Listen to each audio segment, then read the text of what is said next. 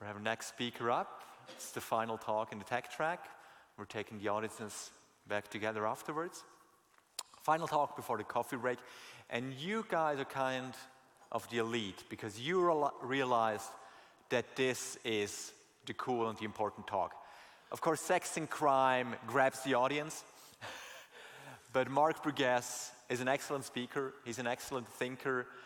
And when I quit my background in history, I'm a historian by profession, and I entered system administration and security, one of his books was the first ones that I read, Principle of Network and System Administration, and I was blown away reading texts of somebody who had thought more about this than anybody I felt back in the day, and I still think Mark is one of the greatest thinkers around security and system administration. He wrote great many books. He's the forefather of many automation tools.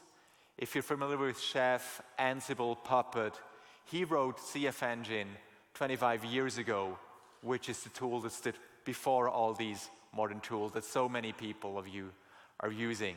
Today, Mark is going to talk about big data problems and practical problems when we deploy cheaper and cheaper sensors, giving us more and more data. It's an avalanche of data covering us, and we will realize that what used to be 1 and 0 and true and false is no longer quite that clear the bigger the amount of data gets. And if you're intrigued by this, you should be, because this is an interesting thought. Mark, welcome. Thank you very much.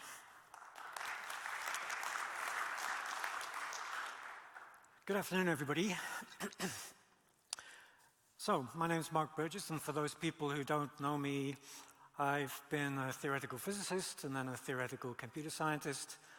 I made some of these tools that Christian talked about in configuration management. I was responsible or involved in the scaling of infrastructure in many of the big data centers for the large companies over the years. And my interest has been in this little known or little discussed issue of scaling, which is something that people in computer science don't understand very well. We think of scaling, we think about how can we throw some more machines at a problem or add some cloud instances.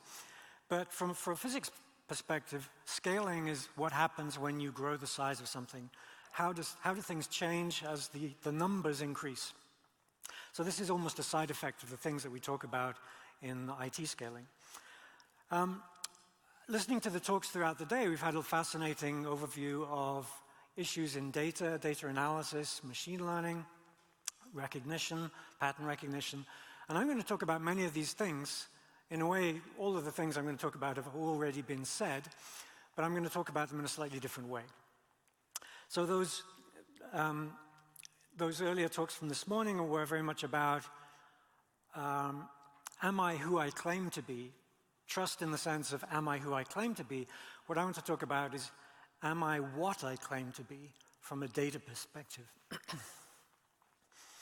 So this is quite an interesting problem for me, and it goes to this question of infrastructure. Having been involved in the infrastructure and the scaling of infrastructure for many years, we've come to take for granted that the systems the systems that we use and we scale when we transport them from a simple laptop into the cloud, transport their problem domain directly from one location into the other, and presumably nothing much changes as we go from here to there, except that, of course, we can make it go faster in the cloud. But we take a lot of these things for granted, and in a sense, we're trusting our algorithms and our data in a way that perhaps is slightly dangerous. So in IT, we love simple answers. Actually, not just in IT, but as human beings, as a species, if you like, we love simple answers. And this morning, some of the speakers, Corey in particular, talked about how people use trust as a weapon, how we intentionally try to manipulate people's ideas about data for trust, about trust for profit, for example. But I want to talk about those unintended violations of trust where we misinterpret data unintentionally, simply because we're not experienced enough to understand what happens to reasoning algorithms as we scale data and as we scale processing in the platforms that we use. Key thing about trust is that it's about relationships. It's about revisiting data. It's not about transactional things. And we're very fond of transactions in data science because they're simple. We can prove that they happened. It's either a 1, yes, it succeeded, or it was a 0, it didn't succeed. Actually, it's a return code is a 0 if it did succeed, and a 1 or a -1 if it didn't. But either way, there's this very clear dichotomy that the previous speaker was talking about. Very clear distinction between what happened and what didn't happen. And we gauge our reasoning by, does it pass the true-false test? Can we say that this was true or false? Very naive form of reasoning.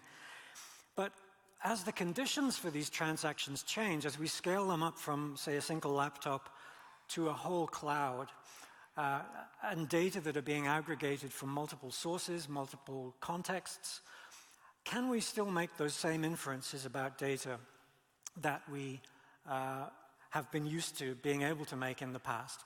And that's really what I want to talk about in this talk this afternoon.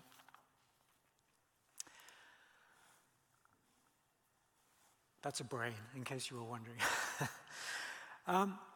So trust is a cognitive problem. And by cognitive, I mean that there's data coming in, we're sensing some stream of data is coming in, we're interpreting it, building it into a model, we're categorizing it, contextualizing it, recycling it, and reasoning about it. In order to do that, we need to gather evidence, and so it's about learning. Machine learning, as spoken about in the previous talk, is one form of learning. And I used to do machine learning back in the 90s before it was deep. But even in a sort of basic statistical sense, learning is about gathering data together and trying to decide what is distinguishable and what is indistinguishable about data. Can we make that distinction, true or false? Distinguishable or indistinguishable? Can I recognize something, or can I classify it? All of these problems basically boil down to being able to distinguish things. For example, in the Internet of Things, this gets quite hard because we spread a very complex surface around the world, sensing through all kinds of different sensors in different contexts. Possibly the interpretation of those sensory signals is quite different in different contexts. We may be able to sample quickly or slowly, and we have to make decisions based on these things. There is the time scale at which a process is evolving, the time scale over which we're able to process. Then there's the scale of the infrastructure we need in order to process within that time scale, in which we have to spread data out over a wide area or focus data from a wide area into a small area. And each of these transformations leads to questions and decisions being made based on the data. In a security setting, we're often interested in shrinking the attack surface of a system. And so this notion of microservices has become quite popular over the years. The original talk that Christian asked me to repeat here was given to a microservices conference. And in a sense, you can think about it as the inverse of the previous talk, where instead of reducing inverting functions so as to predict specifics from generalities, what we do in microservices is try to shrink down systems and services that were previously broadly available to rather narrowly focused access with very limited data paths entering and leaving. And when we do that, we reduce the total amount of data available for learning in a system and available for making decisions about what is distinguishable or indistinguishable. And so already we see that by trying to shrink wrap software into very small modular pieces, which of course is one of the core doctrines of computer science, we may actually be sacrificing our ability to gather enough data to form reasoned choices about systems. And then as we try to scale microservices as non-overlapping sets that don't share information, we may actually sabotage our ability to gather enough data to be able to make those decisions meaningfully. So, apart from taking on very large data sets, very little has been done to try to understand the scaling implications of what happens when we transport processes from one location to another. And many people think that nothing very much happens in this case, but I just want to gently crush your dreams that this is, a simple matter. You've all heard this aphorism that absence of evidence is not evidence of absence. In other words, if you can get data, it might be helpful. If you can't get data, that doesn't mean you shouldn't read too much into that. So, in the diagram, the absence of data gives us a strong bias. The absence of data gives us a strong bias, whereas the absence of evidence doesn't give us a bias. So these things are not opposites. One is not true, the other is not false. They're somewhat fuzzily mixed up with one another. And we quite frequently make this error of reasoning in statistical methods, which include machine learning. So let's take a step back for a second and think how we approach the business of trust in systems and scaling in terms of evidence and absence of evidence, true and false. Am I who I claim to be? Am I what I claim to be? Can I make that decision? Knowing that there's a problem is not the opposite of not knowing that there isn't a problem. So if we recap and go back to, the origins of logic, this really goes back to the philosophers of the 18th and 19th centuries who were trying to eliminate errors of measurement in astronomical measurements. George Boole, of Boolean logic fame, developed his algebra of reasoning based on true and false, and we all know the rules of Boolean logic. But in fact, he's often misrepresented as making this strong distinction between true and false. This came later in the history of computer science. This was an artificial distinction which became preserved as we started to encode things digitally in binary form. But in fact, George Boole, in all of his writings, he represented 1 as true, 0 as false, and the whole spectrum of values in between as a range of uncertainty. Today, if we talk about things between 0 and 1, we try to think of them as probabilities and interpret them as how could we use this as a predictive force? But of course, our ability to predict the future based on what we've learned from the past is an assumption. And the assumption is that the conditions that we experienced in the past will be preserved into the future in such a way that nothing much has changed, and we would expect similar things to lead to similar things. That's the argument. The problem is that when we scale systems and we push them into a virtualized world in which the whole platform underneath is churning and swirling and being redeployed, and machines are being moved and scaled up and scaled down, spun up and spun down, versions are changing. All of these contextual things that we previously were able to take for granted in reasoning are no longer as clear as they used to be. And if we want to think of reasoning, it becomes very simplistic to talk about a certain threshold between what is true and what is false. One of the things I worked on back in the 90s with CF Engine, which was a machine learning system for monitoring software, was that you could learn patterns of inference, or you could learn inference patterns about the behavior of systems by doing machine learning to see, when are they busy, when are they idle, and adapting to those rather than setting fixed threshold numbers as computer monitoring software has done for many years. And this made predictions much more reliable, but still often with broad error bars. Going back to the history of information and measurement, we get to Harry Nyquist, who was one of the peers of Claude Shannon, the instigators of what we now call information theory. Nyquist, from your CD players, he's the one who said that you should sample CDs at 44.1 kilohertz in order to sample your hearing range, which is roughly up to 20 kilohertz, actually more like 15 to 18. But Nyquist said that if we want to capture data correctly by sampling, by measuring in real time, we need to sample about twice as fast or twice as densely as the data are being presented to us in order to resolve the data correctly. Otherwise, all we can do is average things out. And I tried to represent this as a picture to show you how Nyquist's law can be visualized. And if you think about a sample or a measurement that you're taking from the internet, whether you're sampling the CPU or the memory usage of your virtual process, your microservice, imagine that as being a circle and the pattern underneath as being data. Then clearly, if you've got a small enough circle, if you're sampling at a high enough resolution, you can tell the difference between black and white checkers on boards on this board. And if you sample a limited region, you may just see black and white, and you may believe the world is all about true and false.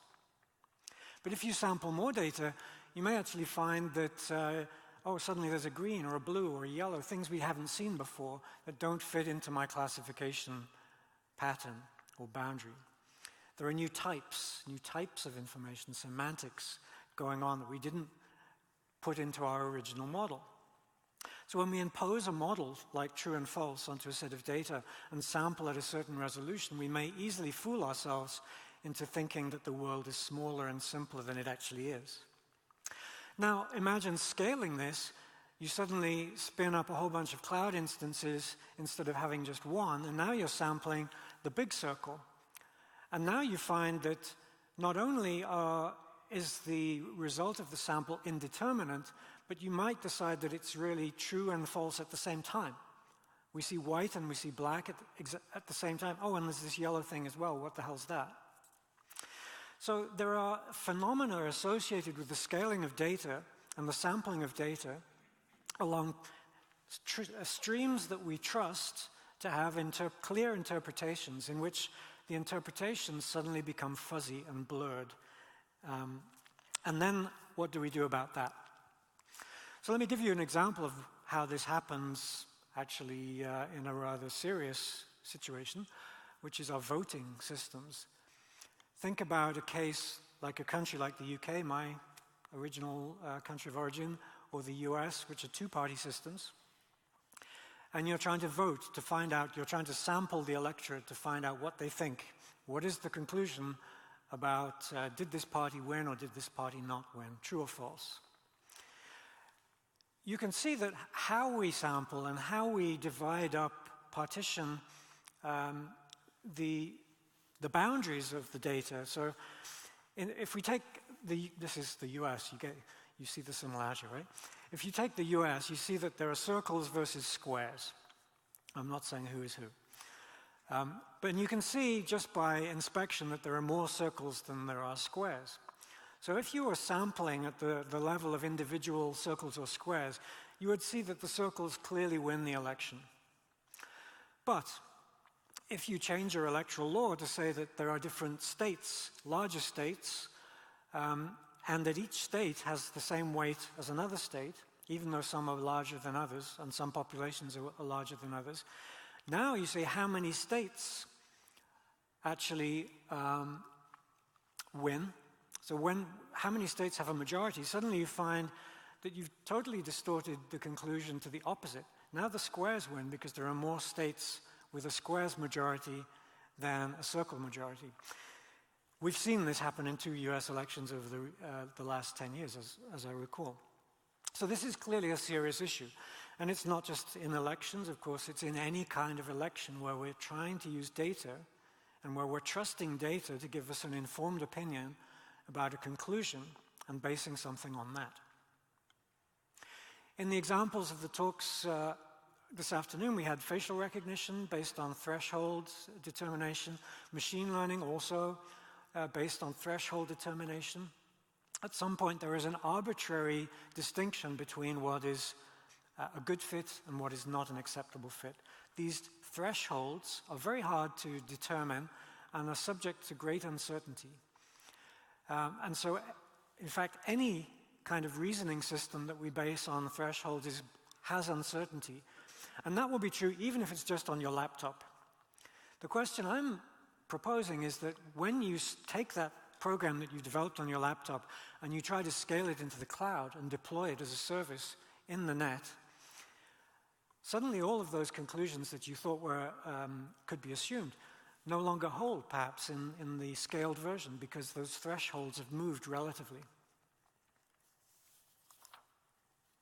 So there are new vulnerabilities in data processing caused when we try to perform causal reasoning based on threshold detection in systems.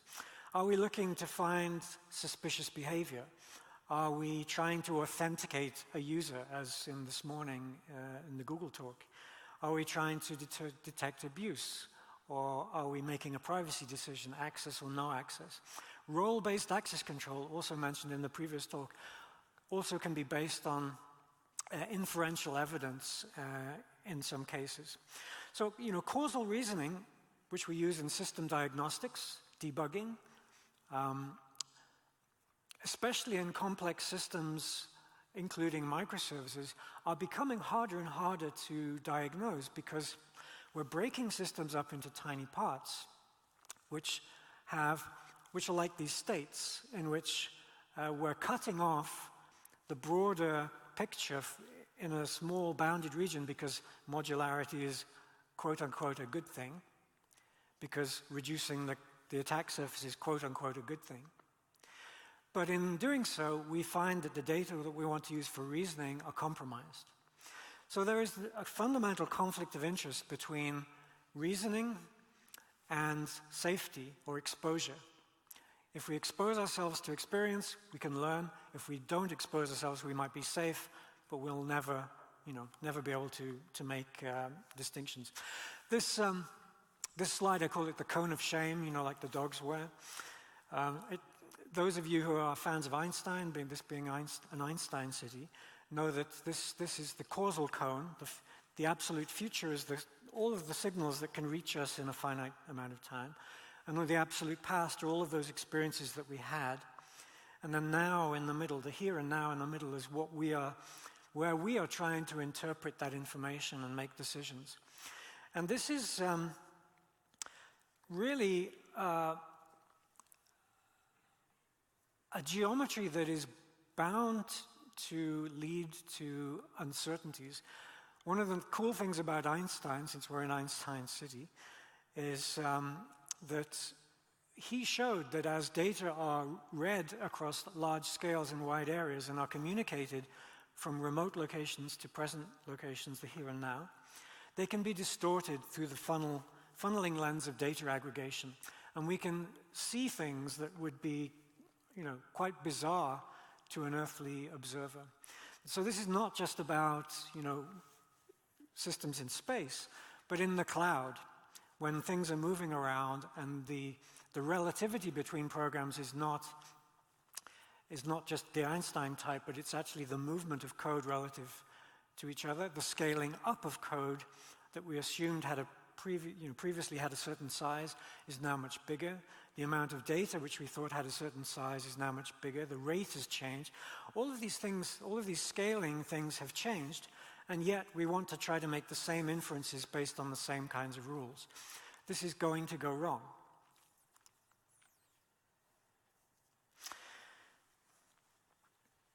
Artificial intelligence is something that we're trying to use increasingly to automate certain tasks, certain decision-making tasks, especially when it requires a lot of information, a lot of data.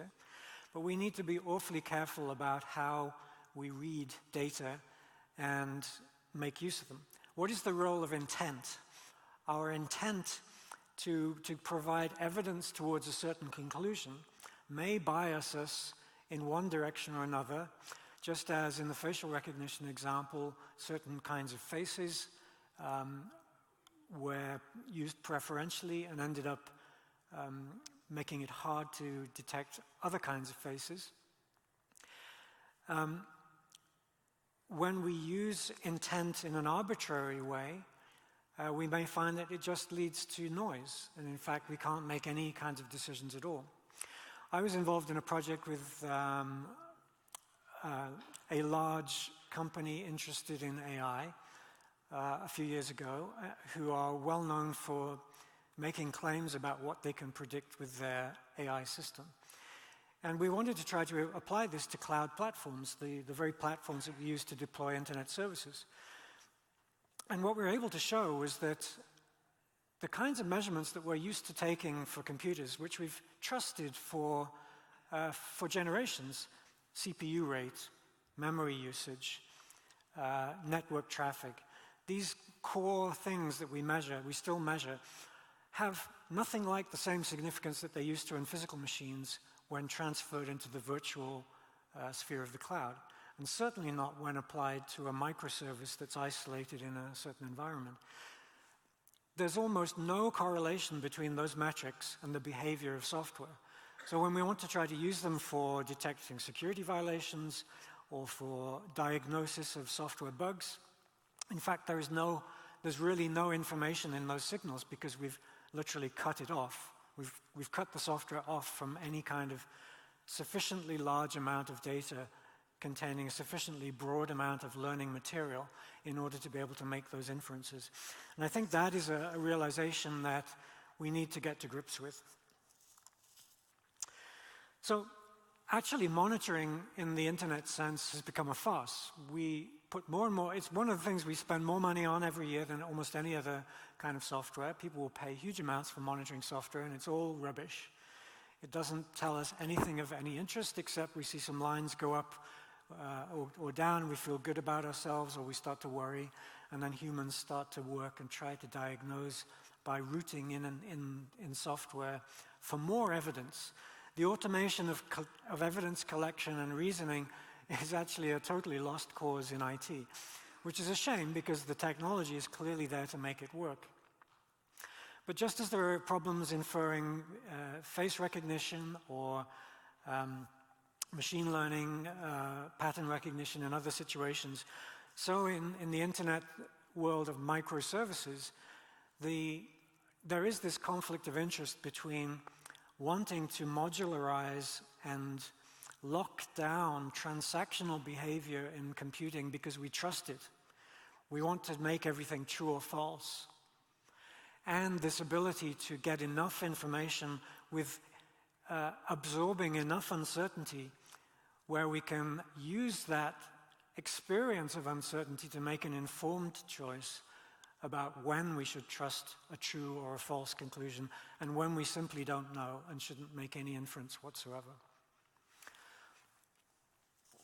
If you are interested in delving some more into this issue, I wrote this book called In Search of Certainty, which is really about how we strive to find certainty in systems that are fundamentally uncertain and are growing more uncertain. It's called The Economics of Small Things. You find it on my website here. The key message that I want to leave you is that inference based on data is an unstable process. No matter how hard we try, no matter how much data we put into it, you need to have a clear understanding of the relativity between processing, timescales, the scale of processing, and the margins of error or the margins of uncertainty between what we're interpreting as true or false or other categories. And that's the only way that we'll make sense of the world in these new artificially intelligent scenarios. So with that, I want to thank everyone for holding out for this long in the afternoon and wish everyone a safe journey home later on. Thank you.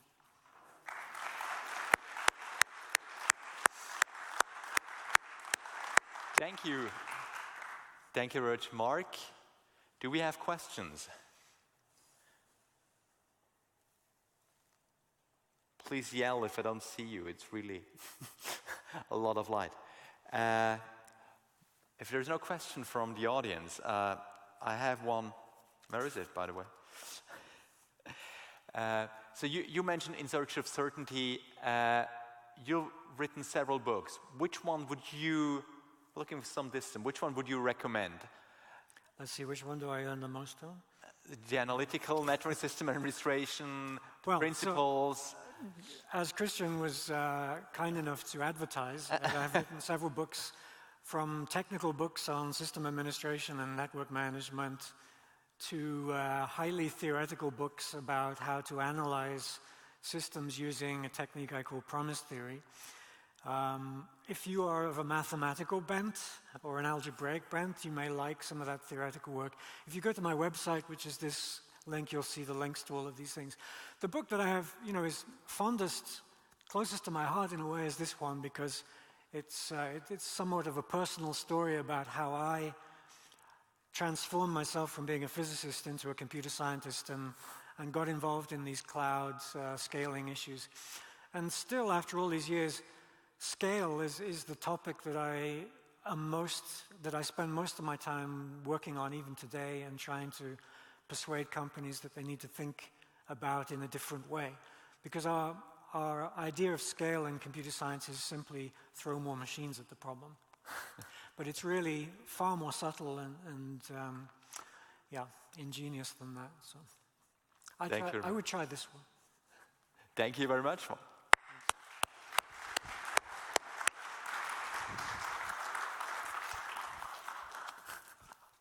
Thank you so much. Not much. leaving Switzerland without chocolate. The perfect gift. Thank you.